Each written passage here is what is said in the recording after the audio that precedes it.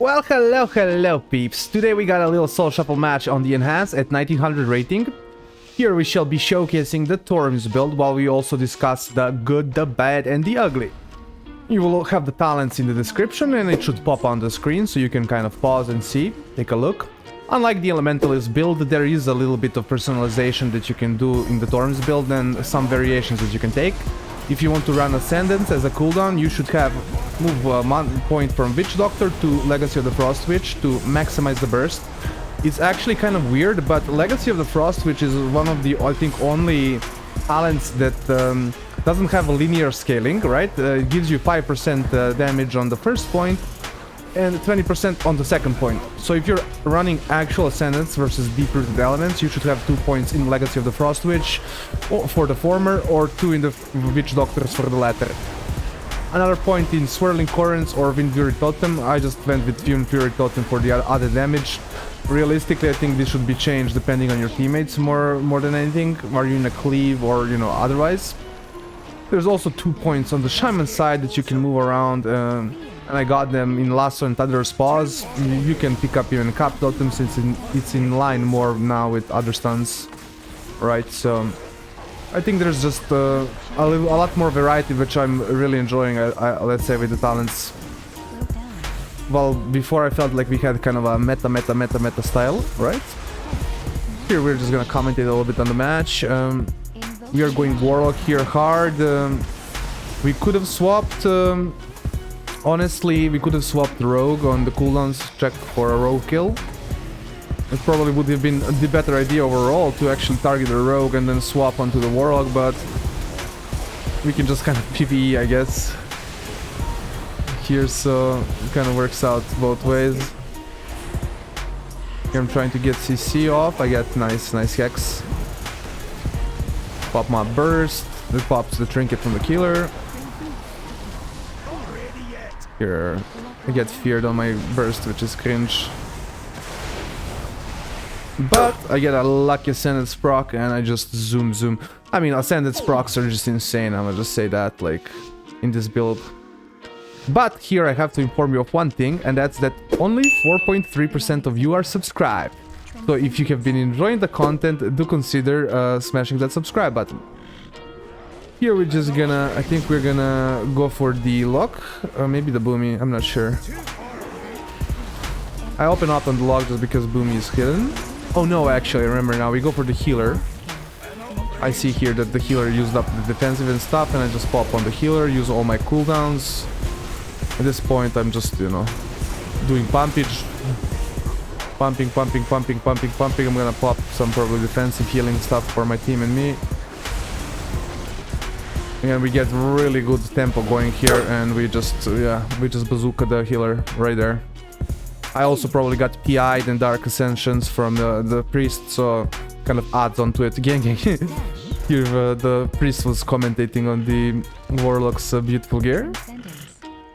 Gang. Here I catch the Rogue. Kind of cringe Rogue. Kind of cringe move. I get a Lasso after the trinket, so it's kind of holds the Rogue for a little bit.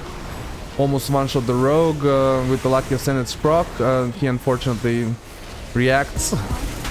Here swapping to our actual target. I think Boomy is the constant target, but the Rogue whenever we can.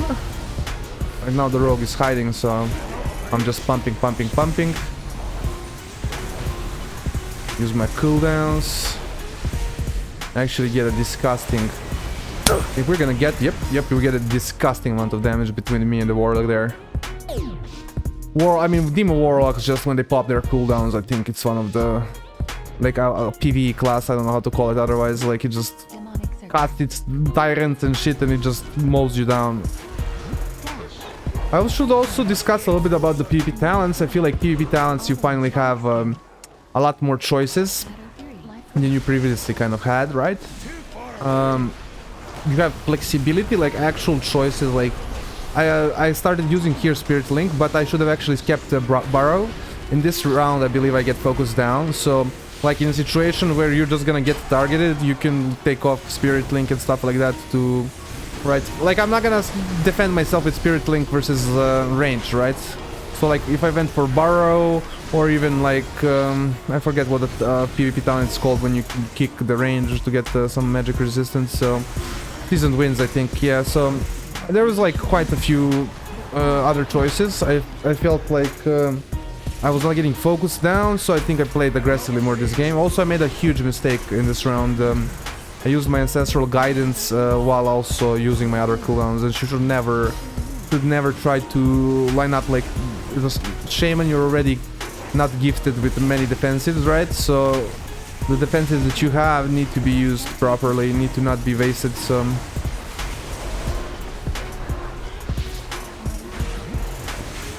you're just pumping. Also Stormweaver, I feel like Stormweaver needs to be ran sometimes. Sometimes you just don't have like you want to play without it. It's preferably without it, of course, but like sometimes I just feel like for actual throughput, overall throughput, consistent damage, you need it. Trying to swap targets because of PS, PI, but it doesn't matter here. I'm just gonna get almost my cooldowns back. My healer got CC'd, unfortunately. I would say maybe I both my fault for not noticing, right? I probably had Tremor Totem, but also I feel like the healer could have just popped. Yeah, this monk was not using cooldowns, I'd say, like that. It was kind of yeah, got a little bit scary a few times. He gets almost cheesed by the rogue. I find rogues are so stupid right now with the cheesy kind of gameplay. Just Blizzard just change it, like freaking just give sub fucking consistent damage, give sub more damage on backstab and whatever, forget what it's called, the shadow ability. Even I haven't played rogue since last expansion. You're just pumping again. I think rogue is our main target, and after cooldowns rogue is just dead anyway, so it's kind of I'd say a good target. Here, catch him up. Use the cooldowns, but it doesn't matter. Here we got extreme tempo. Me and the Boomy this round, even though they got kind of a scary moment on our healer with the rogue, but we are just got the tempo going here. Again, here I use essential guidance right after, or while I also have as a astral shift. Not the best. Not the best choice, not the best usage in my opinion. I'm also not going for any hexes here. I should be at least trying to bait. We're getting, rogue is not gonna die here I think still, but we got the tempo going, so, but you can still have the games turned around on you with like this kind of setup composition style, right? So you need to be careful. Here I do get off the hex and start pumping hard. I think we are gonna get the rogue here. Oh no, the rogue gets I think our healer into duel. Saves himself noise. Get them. I think we get the rogue here. I mean, they're just playing back foot at this point this whole game. We're just pumping PV style plus CC. This kind of threw me off a little bit, but it doesn't matter. I understand what the druid is going for. Here I get cooldowns popped myself, and we're just gonna think pump down here. I mean, ascended's procced, so it was kind of GG. Again, kind of suspicious, man. The monk not using cocoon there. I was not sorry. I didn't see exactly what. I need to recheck that later, but kind of sassy that the monk didn't use a cocoon there again. Get into combat. I'd say I could have reacted there better by just popping the totem as soon as I heard the sap. Popping the totem down and trying to catch the rogue. So that was kind of... could have been bad if I... right, it could have been bad. Here we're just pumping, going main I think for druid. Yeah, we're gonna go main druid. Our warlock is gonna get a nice burst going. I get into some risky HP again because monk, and we get a nice 5 Ws. Well, I hope you've enjoyed this little video. Like, comment, subscribe, all those things that YouTube wants you to do, and have a nice day.